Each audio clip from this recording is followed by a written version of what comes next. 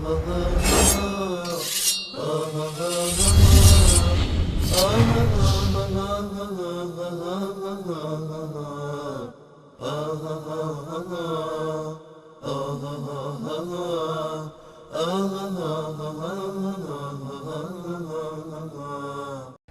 سلام علیکم، بفرمایید. سلام علیکم، خسته نباشید. سلامت باشید بیننده عزیز. خودتون رو معرفی کنید، از کجا صحبت میکنید؟ من یوسف هستم از مشهد زنگ می‌زنم آقا انصاری. یوسف آقا از مشهد، بفرمایید برادر عزیز.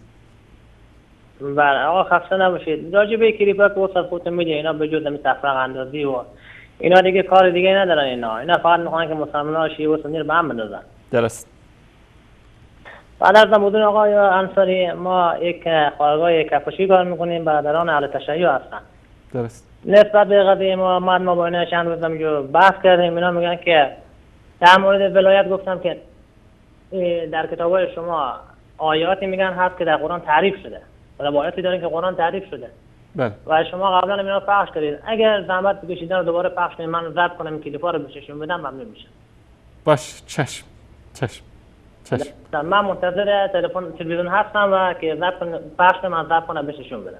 چشم. آیاتی که تحریف شده هست در کتب شیعه، درسته؟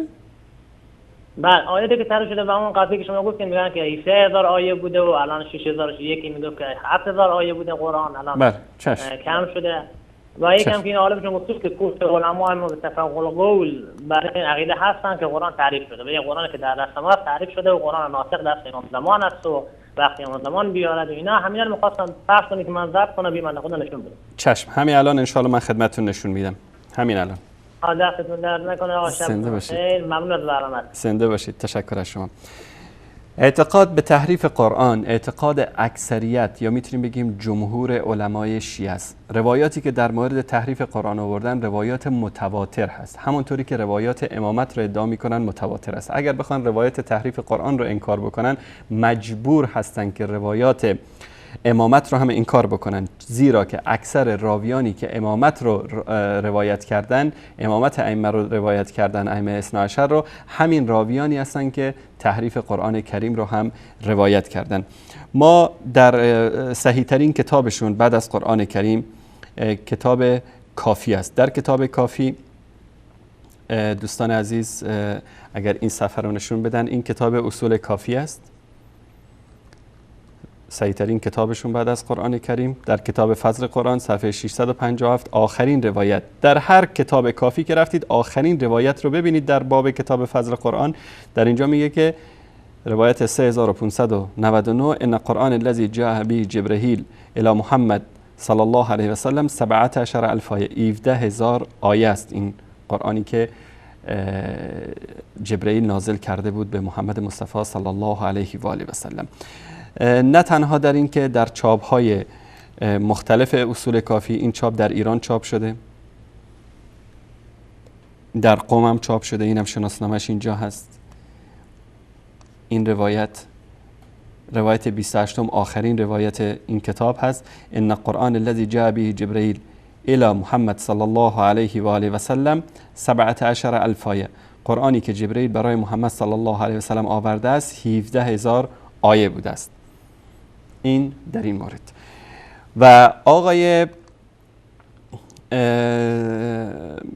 صاحب کتاب مرآة العقول فی شرح اخبار آل رسول، کتاب دوستان نشون بدن این کتاب رو. این کتاب مرآة العقول است. این صفحه بعدیش از ملا باقر مجلسی، این هم شناسنامه کتاب، در تهران چاپ شده، بازار سلطانی، دارالکتب الاسلامیه.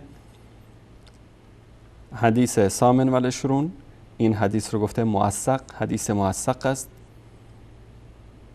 و در اینجا مفصل در این مورد صحبت میکنه. میگه که ثابت شده که این قرآن تحریف شده هست. این کتاب فضل قرآن جلد 12 صفحه 526 این قرآن الذی جاء به جبرئیل الی محمد صلی الله علیه و سلم 17000 آیه.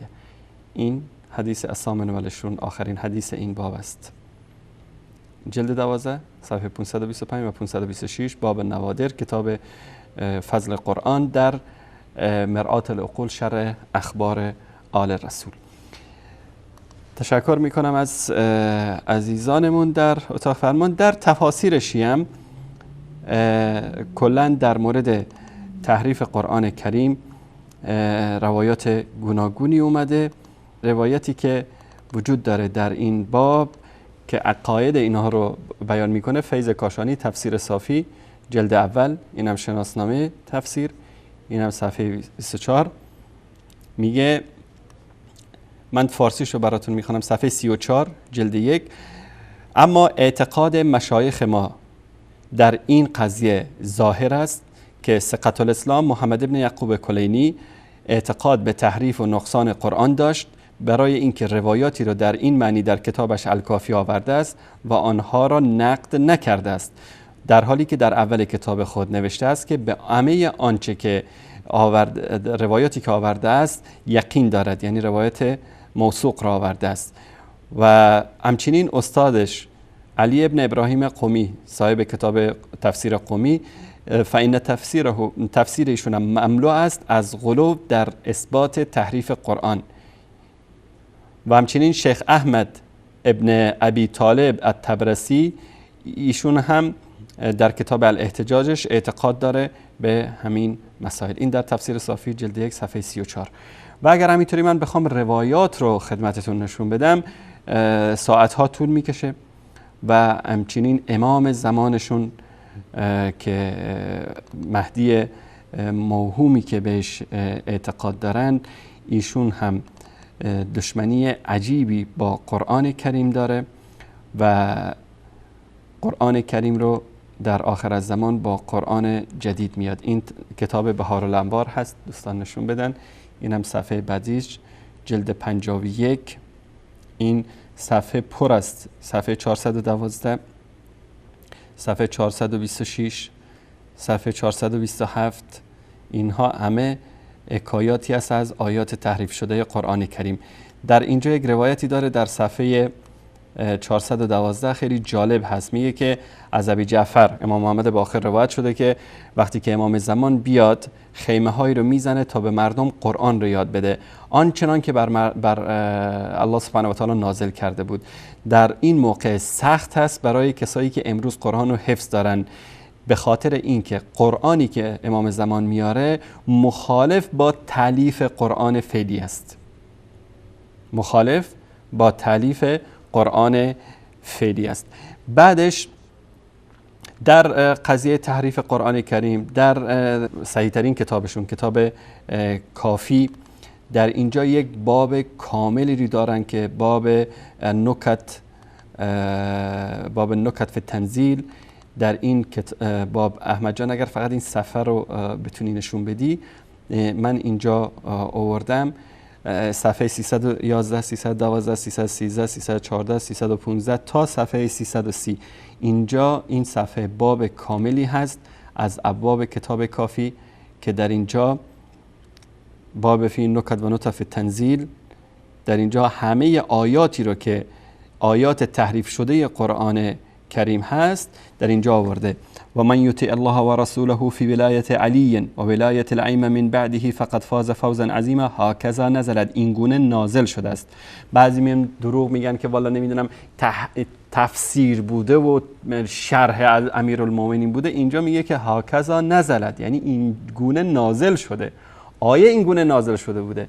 به اصطلاح صحابه بنابر قولی که اینها دارن صحابه تحریف کردن. در صفحه 314 در اینجا در روایت 23 در اینجا اسم ائمه میگه در قرآن بوده اما اینو تحریف کردن و در اینجا بوده کلمات فی محمد و علی و فاطمه و الحسن و الحسین و الائمه من ذریتهم فنسیه هکذا والله نزلت علی محمد. به خدا قسم این گونه بر محمد این آیه نازل شده بود.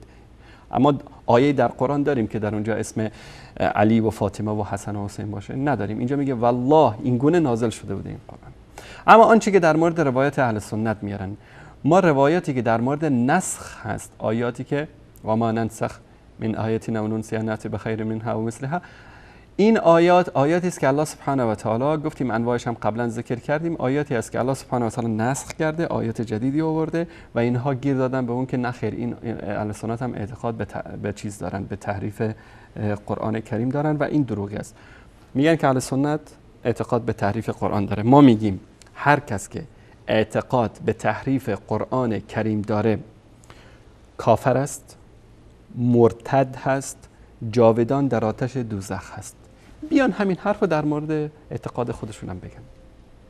آقای قزوینی جرأت داره بیاد تو شبکه خودش بگه هر کس که قائل به تحریف قرآن هست این انسان کافره، مرتد، جاویدان در آتش دوزخه. میگید که اهل سنت به این اعتقاد است؟ ما میگیم که هر کسی که این اعتقاد داره کافر، مرتد، جاویدان در آتش دوزخ است. برید 1000 تا روایت دوست دارید بیارید. ما میگیم هر کسی که این حرف رو اعتقاد بهش داشته باشه، اعتقاد به تحریف قرآن داشته باشه، کافر، مرتد، جاویدان در آتش دوزخ. شما به این حرف رو بزنید؟ نمیتونن بزنن. چرا نمیتونن بزنن؟ چون که مجبورن که کلینی و مجلسی و تبرسی و این همه این آخونداشون رو همه رو تکفیر بکنن که این کار رو نخواهند کرد.